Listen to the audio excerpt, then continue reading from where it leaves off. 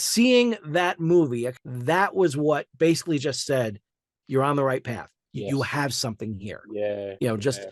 run with it.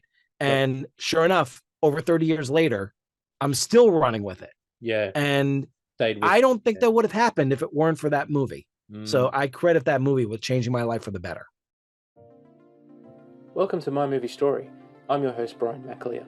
This is the podcast where we dive into the movies that have shaped us. Each episode, we sit down with a special guest to discuss their all-time favourite film, the movie that changed their life, and the one film they think everyone needs to see. Get ready as we journey through the cinematic worlds that make us who we are. This is My Movie Story. My guest today is George Sirois. George is the author of the international best-selling young adult science fiction novel Excelsior, its 2 sequels, and the 5-part science fiction sports serial From Parts Unknown. He served as president of the Missouri Writers Guild from 2017 to 2018, and is the host and producer of the podcasts Excelsior Journeys, From Duck Till Dark, outside the Marvel Studios, and audio drama Sunday Theatre. He's also an audiobook narrator, lending his voice to books of all genres. A New Yorker since birth, George now lives in St. Louis, Missouri, with his wife and daughter.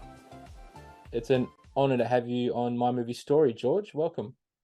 Thank you, Brian. It's a real pleasure to be here.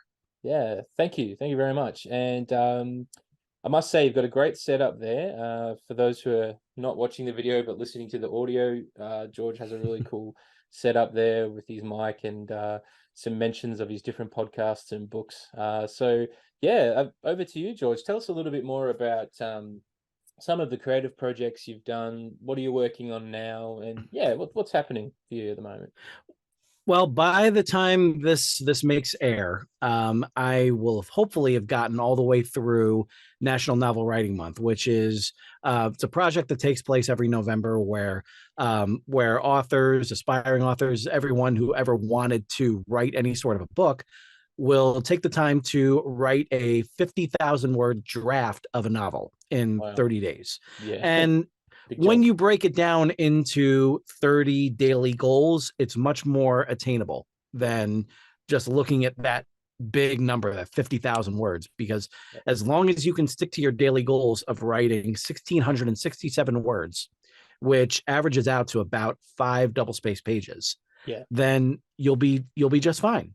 Absolutely. And I've done this before. I've taken part in what they call the Southern Cross Novel Challenge, which is the same sort of setup, except it's based out of New Zealand, and it's in June instead of November. Oh, right. And so that's how the first draft of my first Excelsior book was done. And that itself was a wonderful experience. And Excellent. This time around, I'm going to be using this month to write Greater Glory, Part 3 in the Excelsior Journeys. The Excelsior Journey. And it's basically just finishing off this trilogy in grand fashion. I'm really excited about this story. I feel like it's doing this trilogy justice, and I'm just really excited about it. And I'm also going to be taking part at the same time in the National Podcast Post Month Challenge. And that is where the participants produce and post an episode of a podcast, usually like about 10 minutes long or so, every day throughout the month of November. Wow. So that way, by the time November 30th is done, you got 30 episodes all set up. And so I'm taking my main show, Excelsior Journeys, daily throughout the month of November. Wow. And I'm going to be using it to not only do this challenge, but also to record my own progress on the novel draft. So I'm doing both at once. So it's going to be a lot of fun. I may have less hair than at the beginning of it by the end of it all, but it will be one hell of a challenge, and I'm really excited about it. Do you like a physical book launch, or is it online, or what's I did actually the funny thing is that all of my books are right now, they're kind of in a state of flux because Excelsior and its sequel Ever Upward have been picked up by a publisher, and I just signed a contract with the same publisher for the 5-part miniseries From Parts Unknown. So everything is kind of like it's all just behind the scenes Yeah. It's not online as of right now. Right. You can get the audiobooks for parts 1 and 2 of Excelsior and Ever Upward. Yep. You can get that. And what I'm really proud of is that those who listen to my show, Audio Drama Sunday Theater, the very first episode was basically like the public launch of an audio dramatization of Excelsior.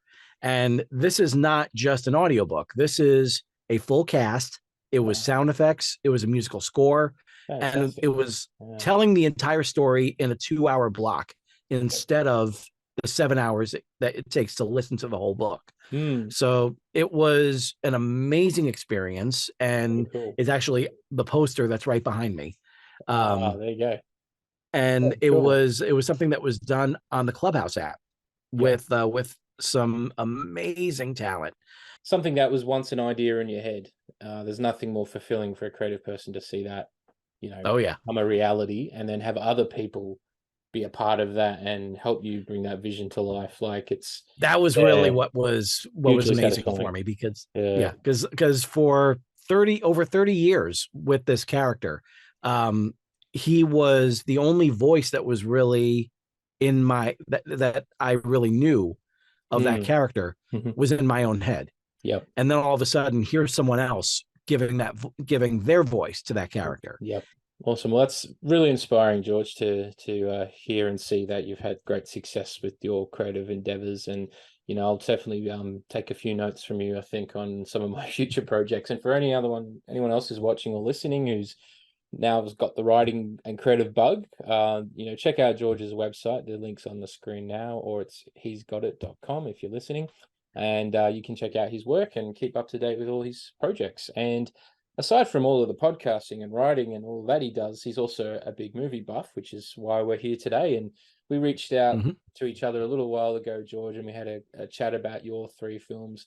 And once you told me the titles, I knew we were in for a great episode. And I'm really excited about this episode because these 3 films are so different and unique, but obviously in their own ways, and talk about the art of filmmaking. They talk about history. They talk about mythology. They talk about society and the media. So there's lots to unpack here. So let's just dive straight into it. And I thought we might start with the film that you think everyone must see in their lifetime. And I really like this category. I think I have sort of a soft spot for this out of all 3 because everyone comes to the episode with a very different film. And it's great for me, and I say this every episode, because I get to discover all these new films. I watch them before we talk, and I did the same in this case, and I was blown away. So anyway, I'll let you tell us the name of the film, and if you can maybe just sort of set it up a bit for us. Yes. So one of my picks this first pick is the 1976 film Network.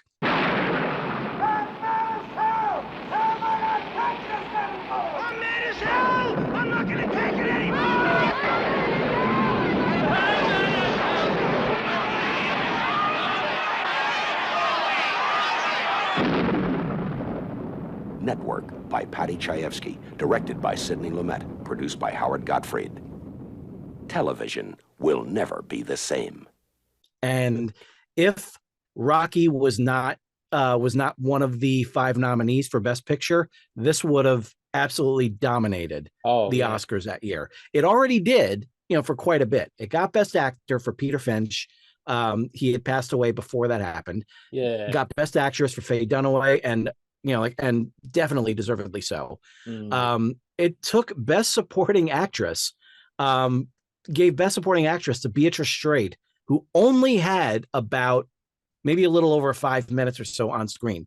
But it was her monologue, her "I'm your wife, damn it," which was amazing. It absolutely deserved it. She deserved the Oscar. At the same time, the funny thing is that she was going up against people like Jodie Foster for Taxi Driver at the same time. Yeah. So it was a very interesting year that year at the Oscars. Absolutely. But and the peak of the 70s in a lot of ways, really, because oh yeah, the quality of the films was really elevated in the 70s. I think was such an integral part, and this really captures the 70s perfectly, and almost kind of a bit of a predictor of the future as well in some ways. Would you agree?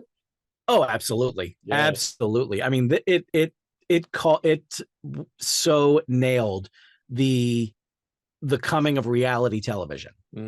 It absolutely nailed it, and in a way that that obviously the way that it was presented was obviously different, but at the same time, like, it was this wonderful mishmash of reality television plus tabloid television plus the daytime talk show. Yep.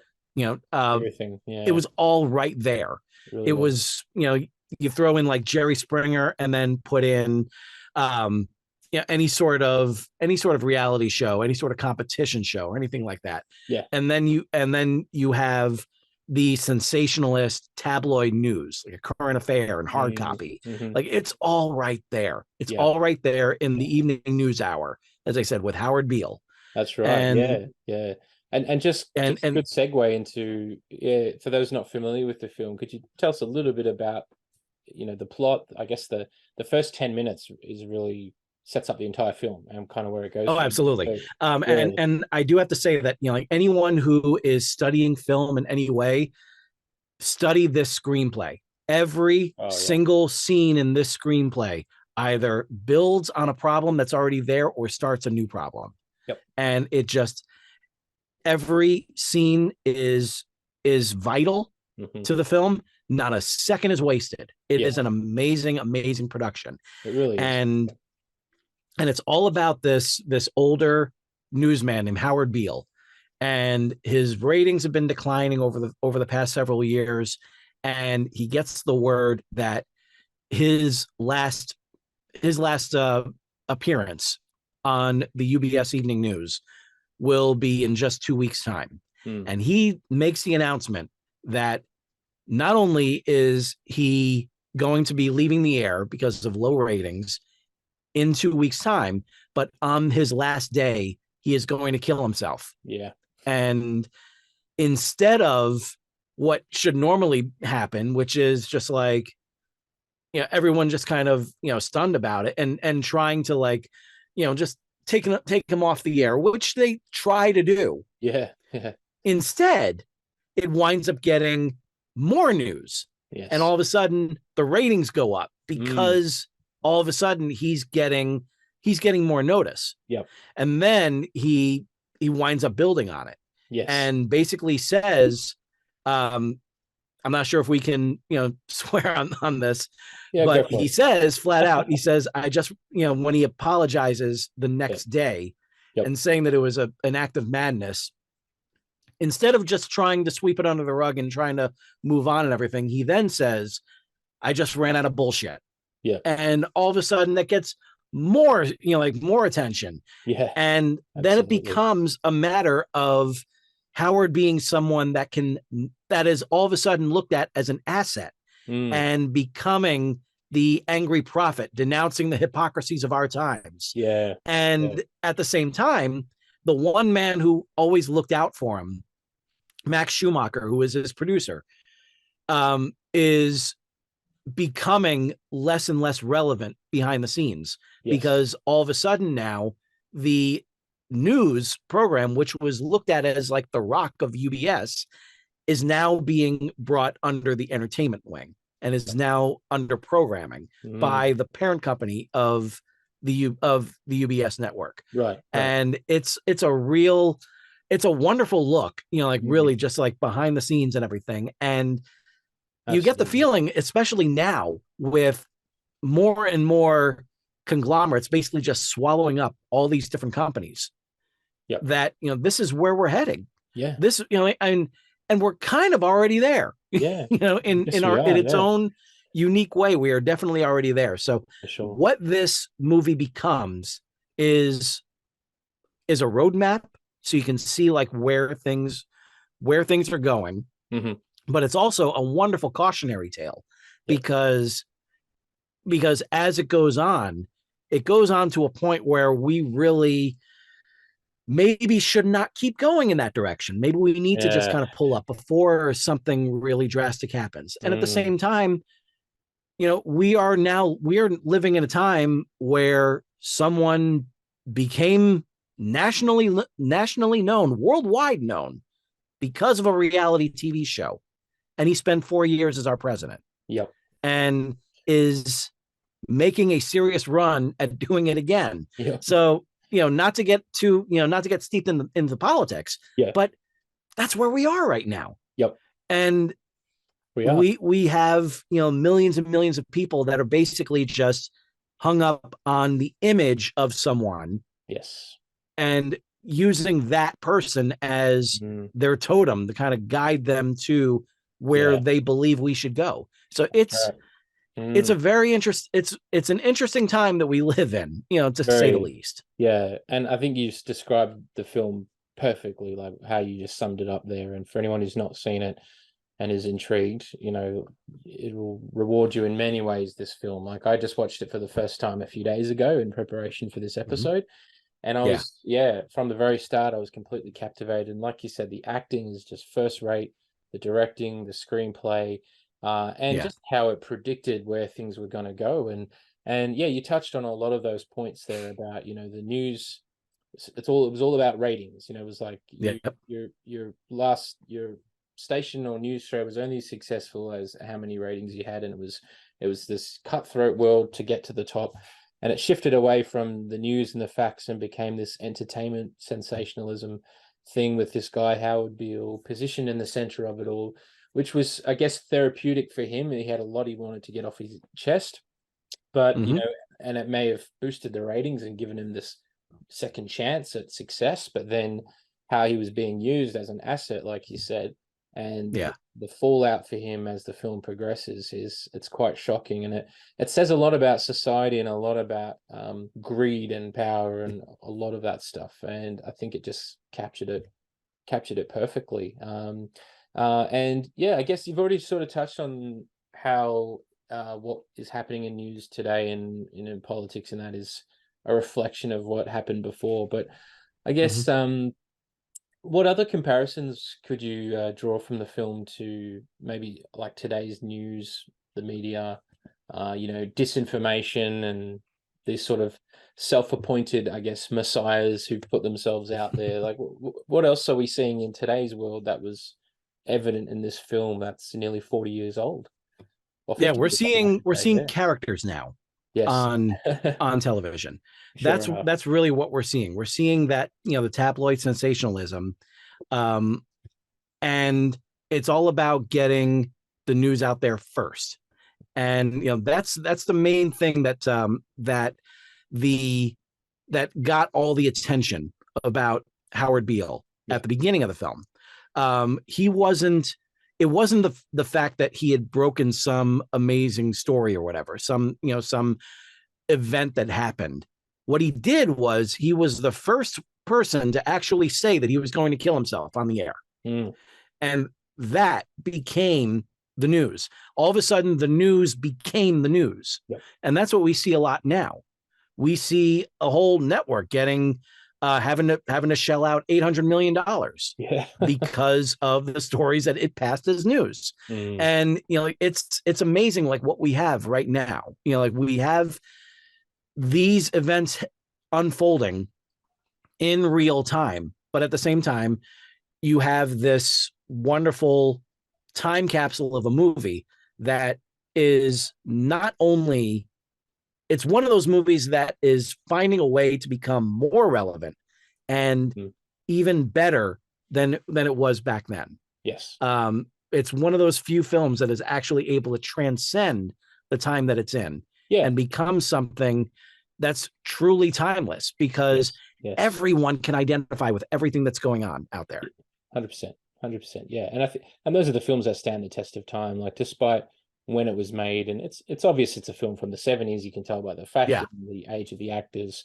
This was before high definition and digital and all of that, so it has that kind of grainy, gritty look and all of that, which is cool to watch these days. It's kind of almost nostalgic, but almost like a documentary, really. Like it's very documentary. It's very much like a documentary style. It really is, definitely. And it's really Howard's journey in this story. And I think, aside from the big issues and the societal stuff that people will experience out of this, can you comment a little bit on what was really going on for Howard there, and Do you think maybe he was always this sort of preacher waiting in the wings, and that, that's what allowed him to express that so freely? And just your thoughts on some of the things that he had to say. Yeah, what do you I think think he about was that? someone who was bottled up. Yeah. He's someone who was bottled up, and only when he is given that sort of, I don't want to say like free reign. He was given a chance to basically just say what was on his mind, what has been kind of what he's been keeping in here. Mm. And it was a chance for him to basically kind of do something that's similar to what WWE wrestlers and basically like anyone in professional wrestling does, because what they are supposed to do, the ones that really connect with the audience, is they are taking parts of themselves and amplifying them. That's exactly what Howard was doing. He was someone who who basically just was honest with himself. He was feeling suicidal, and he was feeling suicidal from the night before when Max Schumacher gave him the news that his show was going to be canceled. Yeah. Yep. Or that he was going to be going off the air. They were entertaining that thought. And it was something that, Max was even just, kind of poking fun at. Yep. Just saying how, just make it the death hour. And just like, Yeah. execution of the week, terrorism of the week, Sure. Yeah. the death hour. And it's like, and he knock took that fucking literally, Disney didn't right he? off the map. Yeah. So, good point. And then he kind of took So- that literally. He's like, oh, okay. How can I? yeah, exactly. that? And so Yeah. that's something that had stuck with him for a Yep. period of time. And then finally, like, he just kind of let it out a little bit. Mhm. And you got this sense of this desperation for him. Yep. Because it was really like his last ditch effort just by saying that. Yep. And the reaction from everyone else trying to literally pull him away from the desk. Yeah. And having to like cut to the technical difficulties, still shot. Yeah. All of that, and then coming back and getting a moment where he was even more brash. And then, but the funny thing is that there was a period in, I want to say like the first third or so, when they said that they wanted to give him some more free reign to do that same sort of thing, the angry prophet, but they were trying to steer him in this direction.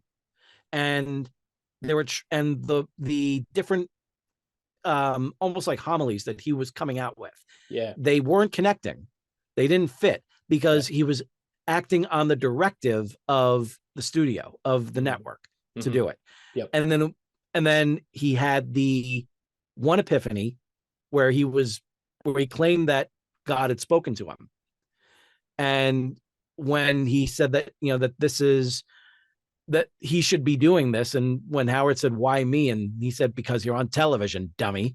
And then that was just like, it was that moment was just like, oh, he's starting to really open up. Yeah.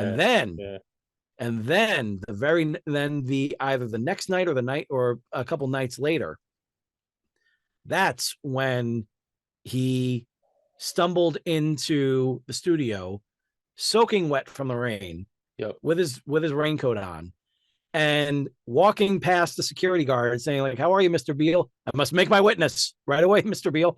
Yeah. And just so didn't think anything of it. So yeah, go right. And that's when he sat down and gave one of the greatest performances. And this is what got him the Oscar. Oh yeah. This iconic moment where he basically told the world, "You've got to get mad. Oh, love that. You've got to say, like, I'm a human being. My life has value." Yeah. And that's when he said, like, "I want you to get up out of your chairs. I want you to go over to the window, open it, stick your head out and yell, 'I'm as mad as hell and I'm not going to take it anymore.'" An amazing scene. It was not only an amazing scene, but then, like, to have that moment where Max is looking out the window, and then this person's yelling it, and then this person's yelling it, and this person's yelling, and then all of a sudden it just gets louder and louder, and you hear more and more, and the thunder is just rolling, and it's roaring now, and it's just just this crescendo where Max just finally just shuts his window, because through no fault of his own, he allowed Howard to have his moment that he thought was going to be just that moment. Yep. But what he wound up doing was he unleashed something, not only within Howard, but within CCA, the parent company. Yes. And by doing that, he released something within the audience. Yes. And then all of a sudden, everything that built from there on in, it was genuine and it was 100% committed from everyone. Yeah. And then all of a sudden, what do they do in the second half? They turn it into a package, something that they can go ahead and sell to the crowd. That's right. And it becomes something truly wonderful for CCA, for UBS, until he makes that one other monologue. And that's when he gives his Mad Prophet of the Airwaves about the CCA deal with the Arabs. Yeah. With the Saudis. Yeah. And all of a sudden, now he's someone that they can't control. Yes. Like they've kind of opened Pandora's box, haven't they? And exactly. I'm so glad you brought up that scene there where he says, "I'm angry as hell, I'm not going to take it anymore." And then everyone's opening their windows, and that scene with the apartment, everyone's screaming. So like he was sort of raving mad, but he tapped into something that was there in society about letting that anger out, and when social media came along and gave everyone a platform and a voice to say what they really think, and that's what's made the news so skewed now, and how that's almost been used as a weapon back against society. It's like you put something out there and it's like, you're going to get instant gratification and instant recognition, but then it might not always be taken seriously, or we're going to use that to trick you and confuse you. So it's kind of like there's this uprising happens, and you see this in the movie with Howard, and he has this uprising, and then all of a sudden the producers get together and like, right, we can't control this guy anymore, like you said. It's time to do something about it. So and they do something about it. They do, and we won't give away the ending to anyone who hasn't seen it. And I mean, the ending is shocking in many ways. But just a first-rate film from start to finish. I was absolutely captivated. And this is coming from someone who absolutely loves the first Rocky. I would put the original Rocky on my list of all-time favorite films. Yep. But this one, just with how tight this script is and how first-rate everyone's performances. And again, I mean, what Network did was it basically just put it out there and just said, this is how things are. And what Rocky gave was, this is how things could be. The guy who is constantly down on his luck, the nobody, the underdog, he can have his moment. Yes. She can have her moment. And that in itself is just like, that definitely elevates the movie really kind of past what what Network was in terms of what they were looking for a box office winner, for an Academy Award winner, because that's one thing that is really entangled in all the films, really, is hope. That's something that can elevate a film to greatness. Absolutely. And it's funny because there were three films that really tied together very, very well, that were all nominated for Best Picture. You had All the President's Men, which was talking about how things were. And as far as close back as 2 years ago, at that point. And we've had that film featured on the podcast as well, for anyone who's hasn't seen tremendous film. Definitely check absolutely out tremendous film. Then you have Network saying, this is where what things are. This is the way things are. And with Rocky this is the way things could be. So all three of them performed incredibly well at the Oscars, and rightfully so. So what a year! That's something that, and that's something that I was just thinking of right now. It's just like, wow, that really does really do work together. They do, There was it's funny because today's period films seem to focus on the past heavily, Whereas in the 70s, a lot of the films were focused on the 70s and what had just happened. It was such a turbulent decade. There was so much change going on. You know, it was like the Vietnam War had wrapped up earlier that decade. You know, you had this new style of leadership.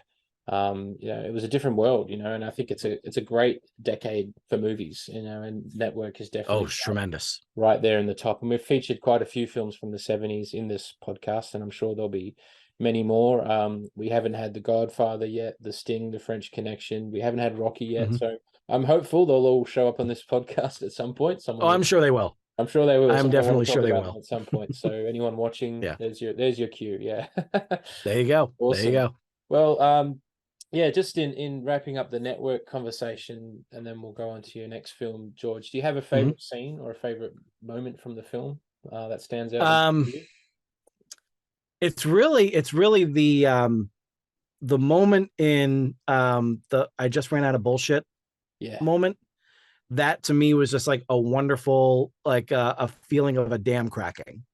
And Max Schumacher, who had just come back from a big from a big board meeting that was happening, like a big presentation with CCA, and the announcement that that Frank Hackett, Robert Duvall's character, was going to be basically just, you know, saying that the news division was going to be wrapped up in the entertainment division, and it was going to be accountable to Network. And all of a sudden now that basically just completely took away Max's power as a producer, as the head of the news department. And so instead of talking to Ed Ruddy, who was the head of the UBS network at the time, he basically allowed Howard to just kind of torpedo everything. With his I just ran out of bullshit moment.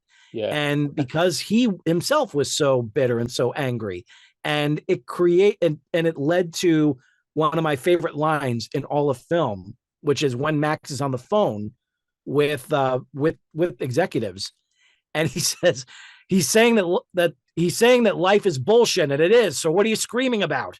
So I absolutely loved that. That was the first time watching the movie and everything that I just laughed out loud. And I was like, okay, I'm in. I'm in for the rest of this. And it gave me an amazing ride. Oh, it really does. And it says what's true, what we're all thinking, what we're all really want to hear, what we wish the news could be. But then I guess at the end of the day, when it comes to ratings and controlling the information that goes out there, I think the motto, the message I got from it was, you know, while liars prosper, what is the cost for an honest man? And then you know, he pays a pretty big cost, and we're not going to say what that is. He does. Yeah, and a lot of the other characters, I guess you don't really get any. We don't really get much closure for them, do we? It's like, and I guess that's reflective of life, is that you might have a small resolution, but the problems and the bullshit and the struggles will still be there even after the credits are rolled, you know. And this is why it's a film that we can talk about in such detail, because you can sit there and be like, well, what happened to Max afterwards? What happened to the Faye Dunaway character? I've forgotten her name. Diana, thank you. Yeah, what her journey? You know, where does she go after this? You know, does the actions that result in what happens to Howard, you know, will people be held accountable? Like, you sit there thinking like, gosh, what's gonna happen after this? Like, I want to see more, you know. So it's just riveting movie. And based on where we are at the very end of it, where is television itself going to go from there? Yes, because television itself is a true character in this film. Yeah. And for your next film, George, we're going to a very different genre now. And my hunch is that this film, which you consider to be the one that changed your life, was very influential on some of your creative projects through the book you've written and stuff. So really keen to hear what that film is. So please tell us, what is this film, and why was it so influential for you? Well, it was the 1981 John Boorman film Excalibur.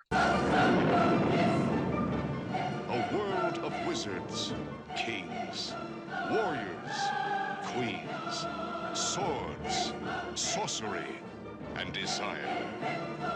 Forged of splendor and magic, where future meets past, flesh meets steel, and the only fear is the pain of love. Excalibur, sword of power, sword of kings. I had known of this film growing up. It had just kind of escaped me during all the way up until the summer of 1992. And that was when I actually had to go to summer school for English, of all things. Right. And it was my sophomore year in high school. I did not jive well with my English teacher. You just have those moments where you just don't really connect really well with that teacher and the way that they're teaching the class, and yeah, and no matter what you do, it just won't sink in the way that it should. Yeah. But when I started summer school with my English teacher there, everything just like it all of a sudden just clicked. It was just like, oh, I get it. And then it just became easier. And then not only did it become easier, but it became more fun. It became more interactive, and it became something that I was feeling more motivated into getting right. It wasn't just because it was summer school. I enjoyed it. I was into it. Yeah. Exactly. I was engaged. Yeah. This was at the time, like about halfway through summer school. That's when we started focusing on King Arthur. And it was at that same time when I was thinking about adding a new character to this little universe of characters that I created all the way back in grade school. My friends and I were really into all the stuff from the 80s, and we just created like a little mishmash of these robotic characters that we were inspired by, and we were inspired to create. And so when I switched schools and then eventually moved to a different state, I brought all those characters with me and just kept on picking at them. I knew that there was something there, but I didn't know what it was. Right. And then I realized when we started talking about King Arthur and how he was this legendary character, he was flawed, but he did his best for his people, and he had the sword Excalibur and its mythic origins coming from the Lady of the Lake and everything, and how he was guided by Merlin, all of those elements that make up a true legendary character. That's when everything hit. It was just like, oh, that's what I need. I need like someone who's kind of like at the centerpiece of all this. And this person was going to be like a god in human form. And then the more I got familiar with King Arthur, and it was just like, it felt like, okay, I'm going to take elements from King Arthur and some Jesus Christ, and we'll put in some Optimus Prime, and put all these guys together. And what do I have? I have this character. What am I going to name him? And then the word Excelsior popped into my head, because it was not only a word that I had seen a lot throughout my life as a Marvel Comics fan. I saw that on Stan Lee's soapbox. And he would always end them with the big Excelsior. And seeing it on Star Trek's 3, 4, and 6, and then seeing the word on the New York State flag, because that's where I grew up. It was just like, it's all right there. It was just like, telling you, this is it. You've got to go with this. Like, I got to go with this. And then I watched the movie itself. Then I watched Excalibur, the PG version, mind you. It was I did the version of King Uther visiting Igraine early on in the story that was edited significantly. So and rightfully so. But it was so amazing, like the look of it, the scope of it, and the performances, and just like the feel of it all. It just felt like a myth. It felt like a true myth that was unfolding. And John Borman did a wonderful, wonderful job with it. I truly love what he did. And I just fell in love with it. I was just like, I need to own this movie. And sure enough, I asked for it for Christmas, and I wound up getting it. And I watched it over and over and over and over again. And I just loved it. Yeah. And Spoke to you, doesn't it? Yeah. it really, yeah, it really did. And the funny thing is that years later, about 16 years later, during the time that I was going to actually commit myself to writing this origin story of Excelsior in novel form, that was when I got to meet Stan Lee. Wow. And yeah, I got to meet him, and there was, he was doing a signing over at Borders in New York City. Oh, I miss and they... me too. That was my go-to, like during that time that I was working in that area. I would always just go over there and just lose myself for a little bit, and then I would go back to work. The best. And so he was there doing a signing, and it was the weekend of New York Comic Con. Awesome. And there was a huge line and everything, and I was just trying to figure out, like, what exactly am I going to say to the man? I got to say something. I can't just say, "Hi, my name's George." Okay, thank you. And I had to say something. Yeah. So I go up to him and I say to him, "Stan, I just want to say not only thank you so much for creating all these characters, but for inspiring me to create my own."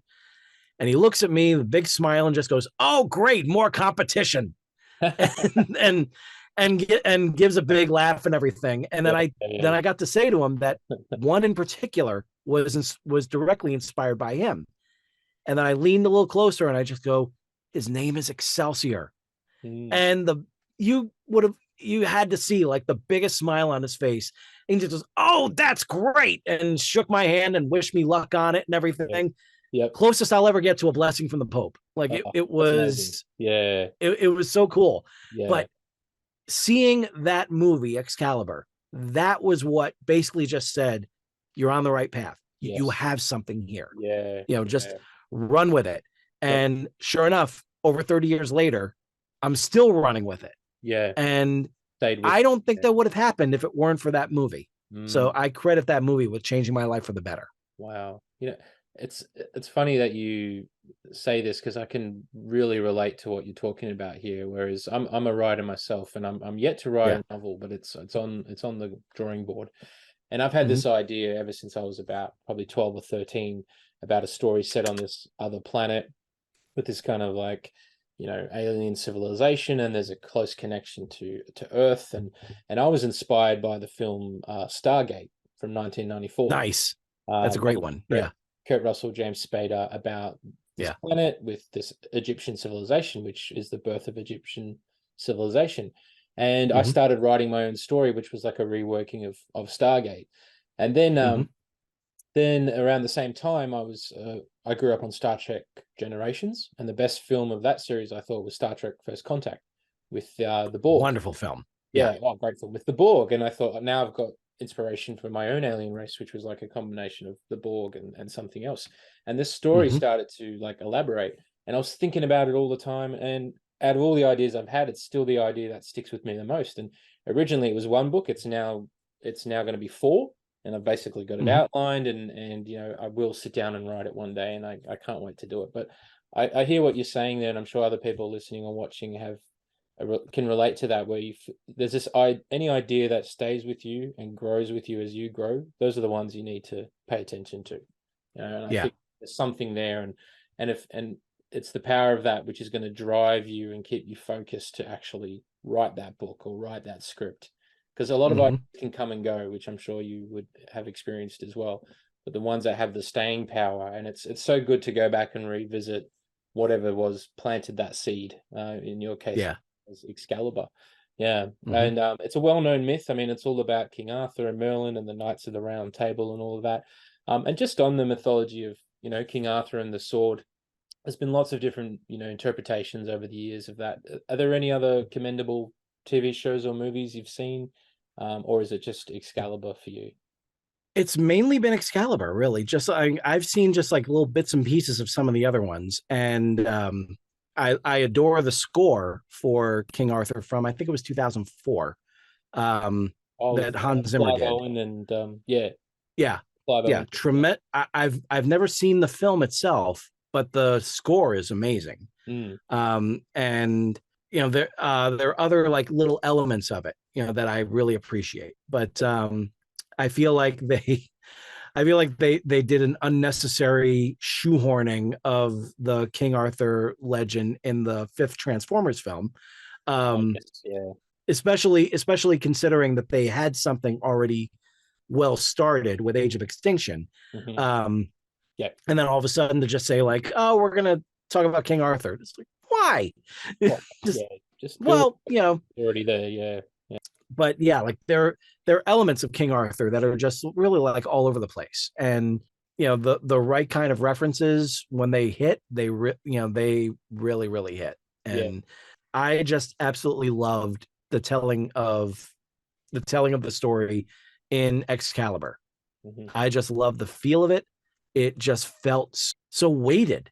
Like it felt like the armor that they were wearing. Like you could feel the weight of it on you. Absolutely. Just like you felt like the weight of the responsibilities of the land on Arthur. And just, that moment of panic where he runs out into the forest. And after the other knights are basically saying to kill him. They don't want him to have the power. They don't think he's worthy, but right. And but the moment that where he wins over Urians was a fantastic moment.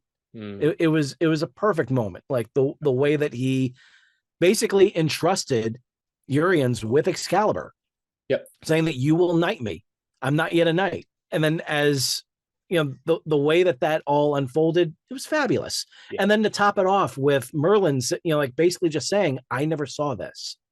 And that in itself is amazing, because now right away, Merlin is being surprised by what Arthur can do. Yeah, and he's a wizard, and there's not much that would surprise wizards. They've been exactly around, they've seen it all, and to be like, oh, okay, I did not expect that. Yeah, like you said, it just goes to show the testament to Arthur and the potential that was lying there underneath everything. Yeah. And obviously it's made in the 80s, and it has a very sort of older look to it and all of that, but really impressively made. I think it harks back to a time where it was a lot of practical effects. It was miniatures, it was models, but you just you still get really drawn into the whole world of it, and beautifully shot. And I think it won the Oscar for cinematography, if I'm not mistaken, or some technical. You might be right about that. You might be right about that. I need to take a look. It's one of those things where it just kind of reminded me. It's just like, wait, how did it do at the Oscars? Like I was so like wrapped up in itself, just in the experience of taking in this film. And the great thing is that it's not, I was impressed. And I also felt like a bit of a trendsetter myself when there were so many mentions of it in Batman v Superman, Dawn of Justice. Oh, okay. Because Thomas and Martha Wayne are gunned down right outside this theater. What was playing? Excalibur. And or at least like saying coming soon or something, but the name, it was in the marquee. So it basically says not only is it 1981, but that's what comes out. That's what was either coming out or would be coming out or was already out there. Like, who knows? I'll have to take another look just to see like if it said coming soon Excalibur or something else. Which I think like coming soon Excalibur, I think that in itself is a funny little nod to like basically just saying like coming soon Batman, just like himself. Because like he's about to be made and it's about to happen right here. So and I thought, but there's Batman v Superman interpretation of Bruce Wayne's parents being killed. I thought that was probably the best of all the films, how that was filmed. Particularly the pearls on the gun, and when the gun goes back, the pearls slowly break, and because really well done. There's a few other issues with that film, but I really liked how that was done, that particular scene. Because it's so and there's a moment too in there during the actual battle between Batman and Superman, where Batman is basically chiding, really, talking down to Superman. He's basically saying that you're not a hero. Men are brave. You don't know what it is to feel fear. Yes. And therefore you are not a hero, because those who face their fear. They're the ones that are brave. Yes. And he says the line that Morgana says to Merlin, "You're not a god. You're not even a man." Or you were never even a man. That's and that's what Morgana says to Merlin after she allows Merlin to kind of trap himself under the earth. She says, "You're nothing. You're not a god. You're not a man. I shall find the man and give birth to a god." Yeah. And the great thing is that I got to do that when I was writing Excelsior, because there's a moment in my story, because the story is all about a young man named Matthew Peters who slowly realizes that due to different circumstances, he has become the heir to becoming the savior of another planet named Excelsior. And so the life force of this god in human form is inside him and is slowly becoming more and more awakened. And there is a moment where he dreams of a battle that Excelsior had earlier on in his life, when he first faced the emperor of this whole race that has basically been taking over his planet. Right. And that emperor is decimating him at this point and is really just, beating him down. And this emperor, Nocturar, says to him, "You are not a god. You are not even a man." And I got to say that, like almost 10 years before Zack Snyder did. So I felt like, okay, I'm really onto something now. Yes. Well, great minds think alike. So when he says that moment and everything, like in the movie, I was just like, I said it too. Yeah, you were there first, and people can go exactly. And the publication date and be like, there you go. Yeah. But I was so glad to see that, to see that he was giving credence to that film. Yes, in that way. It's been so influential on so many artists, and you just sort of answered my next question. There was, how did Excalibur influence your creative work? And you've just summed it up beautifully. And for anyone who'd like to go and check out George's books and watch Excalibur and sort of see the influences, and hopefully it'll inspire anyone out there who's read a book or seen a film that's like, oh, I could make my version of that, or that's so many great ideas, and we all draw inspiration from different places, and sometimes we can build upon that, or just take one little bit of something we saw and carve out a whole story or universe out of that one idea alone as well. And that's the great thing about storytelling, is like, it's hard to find anything completely 100% original. But we can touch on mythology, we can touch on these classic stories and interpret it for a modern audience. And it sounds like your books do that really well. And you've definitely got me hooked. I'm going to go read the first in the series. I've got a few other books to get through first, but I'll definitely check it out. Well, by that time, hopefully it will have come out, because I'm sure it will. I'm a slow reader, so yeah, I'm sure. Well, once I can deliver part 3, that's when part 1 can start to get its way back out there in the public. Sure. But I do want to throw in another reference that I really got a kick out of. So back in the beginning of 1999, when the World Wrestling Federation at the time, WWF, before it became WWE, was had finally gotten over that 84 weeks in a row of being decimated by World Championship Wrestling, and they had found their footing. They were dominating. In 1999, they would just this is when they would just really kind of lay waste to WCW and really get out there in the public eye. And one of the big things that happened in January was the return of The Undertaker. And what they did was he became like the leader of what he called the Ministry of Darkness. And so he was in like the ceremonial robe and everything, and just very much like a cult leader type of person. Yep. And what was really cool was he would perform this chant as he was turning a couple of different wrestlers and everything into his minions, with one of them literally becoming Midian and another becoming Viscera, and so, but what he did was the chant that he gave was an abridged version of the Charm of Making from Excalibur. So it was, he would just sit there going, "Anal natrach dochiel dienve." And I was just like, Excalibur. So, Again, yes. because that's exactly what Merlin says. He says, "Anal natrach udvas bethod dochiel dienve." Wow. That's his charm of making. That's what really kind of like gets all of the power. He awakens the dragon, as he says. Yeah. So that's basically what the Undertaker was doing there, awakening the dragon in other people. There you and go. so getting that moment, it was just like, oh, that's cool. So I don't know if it was either, I don't know if he was the fan. I don't know if it was Vince Russo who was the fan, but whoever it was, they, they dropped a little Easter egg there that I was all too happy to pick up.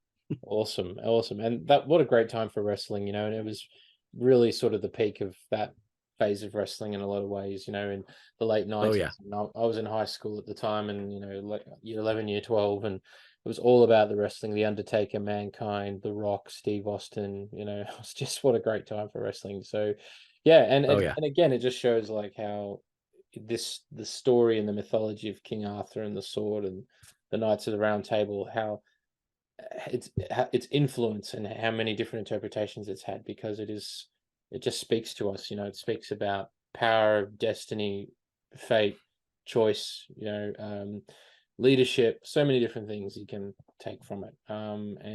It sounds like this film came along for you at just the right time, and lit the fires, and here you are now with the third book in your series coming out, and just going from strength to strength as a writer. So great. And for your final film, George, this is I'm so glad you chose this, because this is one of my favorite movies, and was introduced to me at a time where I was becoming a real film buff, and it is a film buff's film, and it's an important film to know about. And it stars a great iconic actor we all know and love. That's enough from me. I'll let you tell us, what is this is your all-time favorite film, or at least one of them. One of them, yeah. Network is number 2, but this is number 3, and a film that I believe you've already discussed here, 2001, as my number 1. So, but this is number 3 for a very important reason, and that is the 1994 Tim Burton film Ed Wood. All right, everybody, let's finish this picture. Touchstone Pictures presents Johnny Depp, Martin Landau, Sarah Jessica Parker, Patricia Arquette, and Bill Murray in the true story Give him a hand. Keep rolling. of an unforgettable filmmaker. We're making another movie. I got the Church of Beverly Hills to put up the cash. How do you get all your friends to get baptized just so you can make a monster movie? And his legacy that will live forever. How do you turn this on? Shake his legs around. Looks like he's killing me. Ah! This is the one. Rampart in! I command you! This is the one I'll be remembered for. Ed Wood, a Tim Burton film. I am such a sucker for any sort of like movies about movies and movie makers, and those who have a vision and get out there and make it happen, no matter what the cost. And that is really like Ed Wood in a nutshell, because because Edward D. Wood Jr., he was so determined to get his stories made. He had the drive to make it happen, and he basically just had no shame when it came to, like however it was going to get out, just so long as it got out. That was the way he looked at it. That's the way that's the way he lived. He loved movies. He loved show business, and he wanted to be a part of it no matter what. And the big part of the no matter what is no matter if he had no talent in doing so. But at the same time, the stories that he had were, that he had to tell and everything were pretty spot on for the era that he was in. Oh yeah. But at the same time, he needed a little more craft in his craft, basically. Yes. But he was someone who had this wonderful enthusiasm for movies, And the fact that he was doing it, the fact that he was getting his stories out there in film form and everything, he was living his dream. He was. And he lived the dream for so many other people that did it. And he picked up a really interesting crew along the way. He picked up a director of photography who was colorblind. You know, he picked up he picked up the first actor to ever, you know, be reported to go into rehab, Bela Lugosi. And you know, he picked up a very interesting group of people. And I actually got to meet one of them too. I got to meet Conrad Brooks. Cool. Yeah, he was Jamie the cop from you know, in Plan 9 from Outer Space, and just a really fun person to talk to. He was someone who really loved the fact that he was able to be a part of film history. Yeah, and absolutely. You know, say what you will about Plan 9 from Outer Space, like it was the, you know, say that it was the worst movie of all time. I disagree. It was the best of the worst movies of all time. Yes. It is to me like the ultimate cult film. And it's something that that people try to make and they just fail at it. Because what Ed Wood tried to do was he just tried to make the best movie that he possibly could. And even though he had the moment, right, his own standards, he was all about just getting it out there, and he did it. You know, he wanted to make those movies, and he did it. And that's something that no critic, with the exception of Roger Ebert, who actually was a screenwriter, you know, he wanted to get his movies out there. He did it, and that's something that no critic could ever take away from him. No, absolutely. Like there's a moment in there where Johnny Depp as Ed Wood, who I believe was just masterful in the role. So good.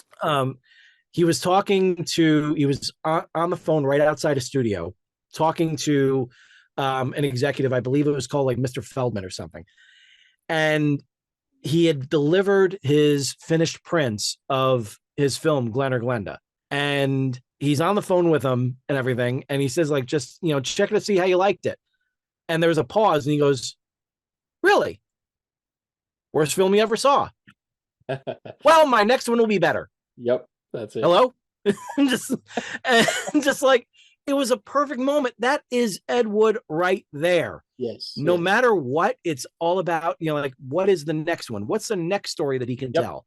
What can he do to stay involved in this business? And he just didn't know. And it's and I was so glad that that the movie itself focused on this, really, like, you know, the peak period of his life. It focused on the three movies that he's known most for: Glen or Glenda, Bride of the Monster, and Plan 9 from Outer Space.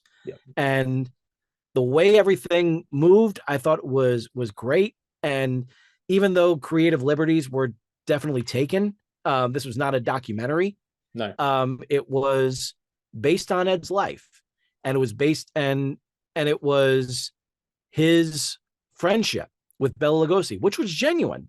Yes. He had a genuine love for Bela Lugosi.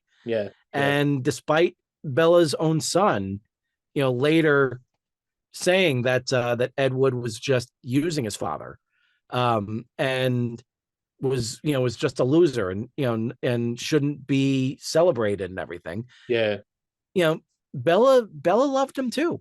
Bella, you know, like Bella, you know, enjoyed him too. And Martin Landau, I don't care what, you know, what anyone says, Martin Landau deserved that Oscar. I'm sorry, Sam Jackson. I'm sorry. You know, as yes, you deserve, you know, he definitely deserved it as Jules Winfield, you know, but what Martin Landau was able to bring to Bela Lugosi was wonderful. It was tragic, it was hilarious, it was heartbreaking, and it was mesmerizing. He really humanized the character and the icon that was Bela Lugosi, and we meet him in later in his career. He's kind of washed up, and Edward's like, he was a great star, you know, and he kind of gave him this second opportunity to be a star again, and he was, you know, not necessarily because of a high caliber film or a quality performance, but But like Right. you said, with Ed Wood, he was just didn't know defeat. He didn't know the meaning of the word quit. He's like, I've got these stories to tell. I want to be a filmmaker in, the golden age of Hmm. Hollywood, and I'll get there no Yep. matter what. Yeah, Exactly. and Johnny Depp, his second film, I think, with Tim Burton after Edward Scissorhands, and it Yeah. was like the start of a very long collaboration between those two. They did several films, Hmm. and yeah, he was just fantastic in the film. Like you can't help but love this character of Ed Wood, and he's a terrible filmmaker, and he's Yeah. deluded, and he's got obviously some issues around identity and sexuality and stuff. But that's who he was, and that all Hmm. comes through his films. And it's a film buff's dream. It really is like it's Yeah. just the gem of a movie. It's really good. Yeah. It really is. Absolutely is. And Yeah. I recommend not only, like if you watch Ed Wood, watch the film and everything and really get into it, then you want to pick up the Image Entertainment release of Plan 9 from Outer Space, because there is a feature-length documentary on it called Flying Saucers Over Hollywood. Okay. And it Yeah. validates so much of everything that's there. Not only talks about those three movies, but also talks a little bit about some of the other movies that he did. There's also The Haunted World of Edward D. Wood Jr., Oh, which wow. was an amazing documentary that that really broke down Ed's life through the eyes of and ears of so many other people. He lived an amazing life, He really did. Yeah. a very interesting life. Yeah. Um, Yeah. and it's a real shame how everything really kind of came crashing down for him in the 70s, because like he just wound up like getting into porno, and Yeah. just to try to make the rent. Yeah. And Yeah. he was living in such a terrible place that it would just be like a couple $100 a month or something like that, maybe like $100 Yeah. per month, and he wouldn't even be able to make that rent because he was drinking the money as soon as he got it. Mhm. Because he like you see like signs of it in the film. He's always drinking Imperial whiskey. Yeah. And Yeah. that was just part of what eventually led him to be like a full-blown alcoholic. Yeah. And it was only after he had gotten himself somewhat clean and cleaned up, where he was living in a friend's apartment, in a friend's house. It was there when he died. Yeah. And Mhm. it's a damn shame, Mhm. that that he did. But at the same time, he was there. He was around long enough to see this movie that was supposed to be just kind of shoved aside Mhm. and pushed into the dustbin of history. Yep. And all of a sudden get some replays on Yeah. television. Yeah. And that's where all of a sudden like the cult of his movies really started in. Yes. He didn't get to really experience it in the way that Tommy Wiseau did with The Room. Mhm. And how he's still enjoying it to this day, enjoying that success Yes. by just kind of changing his own perspective of it. Mhm. But Ed was willing to do that as well. Yeah. And he was always thrilled whenever people knew of Plan 9 from Outer Space. Yep.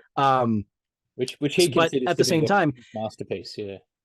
yeah, but he never got to really full on experience it, because it was only 2 years after his death. That's when Harry and Michael Medved released the Golden Turkey Awards book. And that's where they named Ed Wood the worst director of all time and Plan 9 the worst film of all time. Yeah. And that's what all of a sudden really kind of grabbed the fans. That's what really got their attention. But the film itself, Ed Wood, was just a wonderful love letter to not only the man himself, but to anyone who has a dream to make their vision a reality. Yeah. That's exactly what he did. He and did. It's something that I believe should always be commended for it. Absolutely. Absolutely. Because, in today's world, especially, it's the movie business is an industry, and it's about big bucks and bums on the seats and playing it safe in a lot of ways. And he broke through, like, back then it was a different thing. The Hollywood machine back there was like, let's make movies as many as we can. We'll make them fast. and we'll make them for the theaters, because obviously they wouldn't be on TV or video or Laserdisc for many, many years after that. So it's like the films had to make an impact at the cinema. So he kind of slipped under the radar. He got a few films out there, they're questionable, but like you can't deny that watching them is like there's a guy at work here behind the scenes who is just having a good time. He's just loving what he's doing. He has a unique take on the human condition and people, and he sees potential in other people that others don't, and he goes with it, and those films are explored, in the film Ed Wood, especially towards the end where they have the montage of him making Plan 9 from outer space, and he finally gets it made and has his big premiere, and he's like, this is it. This is the one I'll be remembered for, and he's and that premiere, unfortunately, he didn't get that sort of premiere. He got a very small theater in Hollywood when he got to get his premiere of Plan 9 from outer space. Right. But Tim Burton and the writers Scott Alexander and Larry Karaszewski, who all did just tremendous work on this. Yeah. This was their gift to him. Yes. That was what they said. Yep. He finally, he got the premiere that he never got. Yeah. So that to me is just like that was a wonderful little gift to him as a means of saying thank you for all of for everything that he endured, for everything that he went through. And this was, as he said, it's the one he'll be remembered for. And whether that's good or bad, it really depends on your perspective. But that's the beauty of film in general. Yeah, it allows you to bring whatever you have with you to create what your point of view of it. That's right. Yeah, and we need more original thinkers, and we need more brave, creative people to step forward and be like, what, I'm gonna challenge this, I'm gonna challenge that, and I'm gonna make it this way, and I'm gonna make it that way. Whether it's embraced or accepted now is out of my control, but here I am, here's my story, take it or leave it. That's kind of what he was all about, and it's great. Yep. And when I watched Ed Wood, I hadn't seen any of his films. I went and discovered a couple of them after I watched Ed Wood. But I guess for anyone who's maybe seen his films first, they can go and watch Ed Wood for that kind of, closer insight on who the man was, or they could start with Ed Wood and then go and explore his films. So either way, would you agree with that? You can kind of start anywhere with Ed Wood. Yeah, I think definitely, if you're only going to allow yourself one, then go with Plan 9 from outer space. Yeah. I think that's a perfectly good gateway into it. Yeah. And then to learn more about the man himself, then take a look at Glenn or Glenda. Yes. And then to really get a good look at how he was working with Bela Lugosi, and how, since in Glenn or Glenda, Bela was he was looked at as like the scientist. That was the name that he was credited with, and it was really just like the god overlooking everything. Yeah. But in Bride of the Monster, he was the antagonist. He was the villain, and you can tell he was having a lot of fun with it. Yeah. So yeah, absolutely. All right. Well, I think Ed Wood, for any film buff stream, Johnny Depp fan, Tim Burton fan, or if you just want to see how films were made on a shoestring budget, and it'll make you think that if he can do it, I can do it. Exactly. So terrific film. Well, 3 really great films, George. Thank you very much for sharing your stories behind the films that have inspired you, that have got you thinking, that have connected with you on a creative level. I'm sure everyone watching and listening can relate to many parts of that as well. So, and all your behind the scenes knowledge and expertise is great as well. Thank you. Just to sort of wrap up our episode today, and I'm sure you'll have some thoughts on this, and I like to ask this question of most people, is the future of movies. What does that look like to you? What would you like to see? Where do you think things need to go? Anything really along those lines. So if you could sort of give us a couple of thoughts on that to finish up. I think what we're going to wind up seeing is an embrace of the past and the present, because right now we have all these different movie theaters, and they've been able to bring people back into the theaters since COVID happened. Um, and but at the same time, like for some, it's been a struggle. So I feel like in lieu of remakes, which we've seen a lot of, we're instead going to see re-releases of films. Okay. And I really think that it's going to be what movie theaters are basically going to be are like a mashup of first run theaters, first run screenings, and second run screenings. So that way, and they won't be as expensive as the ones that are in their first run. Yep.